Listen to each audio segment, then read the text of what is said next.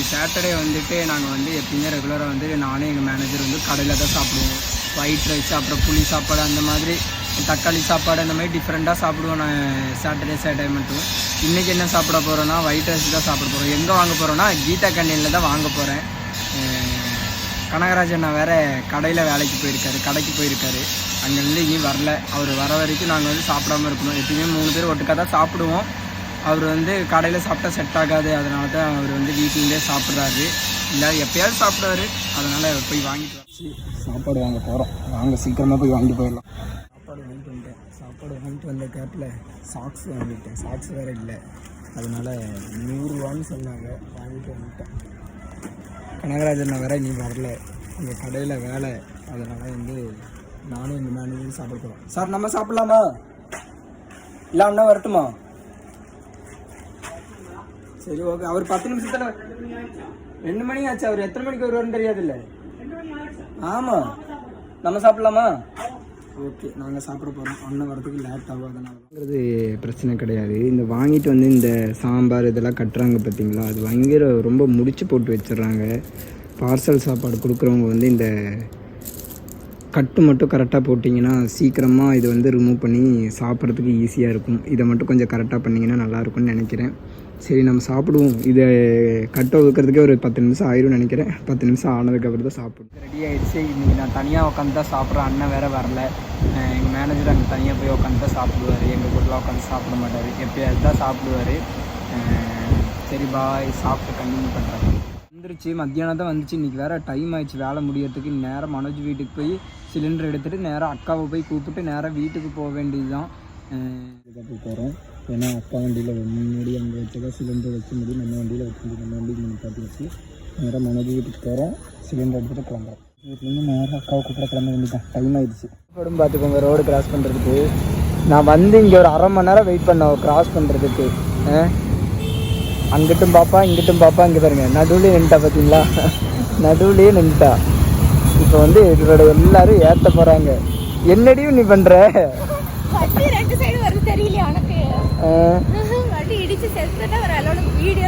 ஆமா, கண்டென்ட் தான் முக்கியம். டைலாக் அடிச்ச வெய்யி. ஐயோ, அந்த வந்து தூக்கிட்டு வரதுக்குள்ளே 2 பேருனாலே முடியல. இவன் கையில் எப்படி ஆயிடுச்சு பாருங்க. பார்க்க உனக்கும் அம்மாவுக்கும் ஒரு டாஸ்க். சரியா? உனக்கு இன்னைக்கு சிலிண்டர் வாங்கி கொடுத்துருக்கேன். அம்மாவுக்கு நாளைக்கு புக் பண்ணுவோம். அம்மா 1 மாசத்துல முடிக்கும், நீ ஒரே வாரத்துல முடிச்சு காமிக்கிற. என்ன சொல்ற?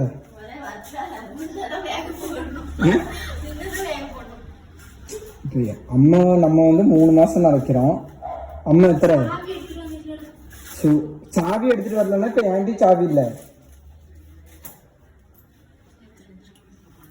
வெறி ஆயிரும் ஒரு செகண்ட். நீ வரல, தூக்கு தூக்கு. உன்னால தூக்க முடியாது. சரி, ஒத்தைக்கு தூக்குடி. நீ தூக்கு. நீ இப்போ நான் தூக்கும்போது ஏதோ சொன்ன டைலாக்லாம் நான் தான் ஃபிட் பண்ண போகிறேன். எனக்கு கேஸ் ஃபிட் பண்ணவே தெரியாது. எங்கள் அக்கா தான் எனக்கு சொல்லி கொடுத்துருக்கு. அது கரெக்டாக பண்ணுறேன்னு தெரியல. இது ஓப்பன் பண்ணணுமா? இது மேலே தூக்கணும். இது மேலே தூக்கணுமா? இது അവിടെ എന്തോ ഇതായിട്ടുണ്ട്. അത് ഫസ്റ്റ് பண்ணவே தெரியாது. எங்கள் அக்கா தான் சொல்லி கொடுத்தா. எல்லாம் ஓப்பன் பண்ணிட்டேன். இப்போ இது மேலே விட்டு தூக்குனா போதுன்னு சொல்கிறா. உயிரோட இருந்தால் பார்க்கலாம். இப்படி தூக்கணுமா? കുറച്ച് മേലാക്കി ഗ്യാസിന് மேலே தூக்கிட்டேனே. അയ്യോ, അത് കുറച്ച് മേലാക്കി പിടിക്കുക. ഒരു മിനിറ്റ്. எனக்கு தெரியல. எங்கள் அக்கா ஃபிட் பண்ணுறேன்றா.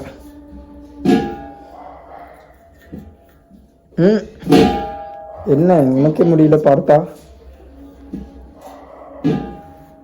உனக்கே தெரியாது.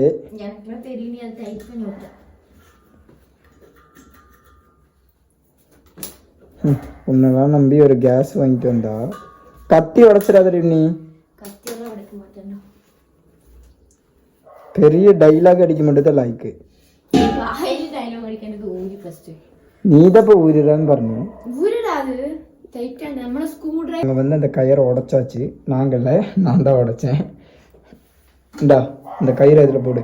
கயிறு உடஞ்சிச்சுன்னா என்ன பண்ணணும்னா நம்ம ஒரு கயிறு ரெடி பண்ணி அந்த இந்த இதில் இந்த ஹோல்ஸில் போட்டு நாங்கள் போன வாட்டி இதே மாதிரி தான் பண்ணோம். லாஸ்ட் டைம் நான் தான் உடைச்சேன், நான் ஃபிட் பண்ணுறேன்னு சொல்லி. இந்த வாட்டி வந்து எங்கள் அக்கா வந்து முயற்சி எடுத்திருக்கு. என்னது நானே ஃபிட் பண்ணியிருப்பேன். நீ போனதுக்கப்புறம் நான் எப்படி ஃபிட் பண்ணி பழகிறது? ஐயோ அதெல்லாம் கட் பண்ணி விடு. அந்த கயிறு உடச்சி இல்ல கைஸ், எப்படி இருந்தது? ஐயோ இந்த கேஸ் வாங்கிட்டு வர பிரச்சனை இல்லை, இது மேலே எப்படி தூக்கணும்னு தெரியல, இப்படி இழுக்கணுமோ? எப்படி நீ? எனக்கு தெரியல.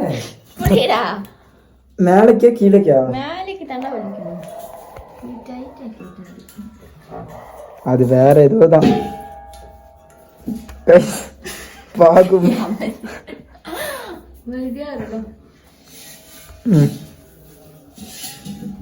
நான் வேணா என் மனோஜை போய் கூட்டிட்டு வரட்டுமா? உடச்சு எடுத்துக்கணும். இப்போ என்ன பண்ணணும்? ஏதோ இங்கே எங்கே பிடிப்பாங்களே, இது இப்படி வந்து ப்ரெஸ் பண்ணணுமாமா. ப்ரெஸ் பண்ணி இதில் உள்ள கொண்டு போய் வச்சுட்டு அவ்வளோதானா? கரெக்டானு பார்த்துக்கோ. எப்படின்னு எனக்கு தெரியல, விளையாட்டு விபதரியமா இருப்போம். விபதரியமா இது இப்படி ப்ரெஸ் பண்ணி திறக்கணும். Okay, success. ஃபைனலாக vlog இதோட முடிய போகுது. சிலிண்டர் வந்தது. பாய் கைஸ், நெக்ஸ்ட் வீடியோவில் பார்க்கலாம். வீடியோ பிடிச்சிருந்தா லைக் பண்ணுங்கள், ஷேர் பண்ணுங்கள், மறக்காமல் கமெண்ட் பண்ணுங்கள். பாய்.